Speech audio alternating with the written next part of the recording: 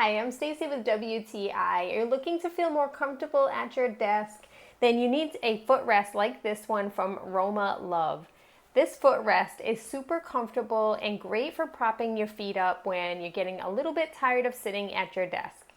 It's made from a durable sponge foam, so it really resists any pressure that you put on it.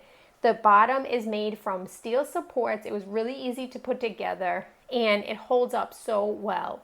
It's lightweight, yet at the same time feels really heavy and sturdy.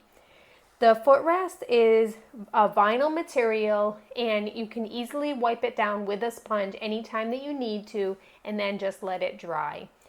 I really like it because it actually feels cooling for your feet. So something that bothers me is working from home. I might be wearing my slippers, but my feet get really warm from all the sitting. So being able to put your feet up, it just feels nice and cool and refreshing.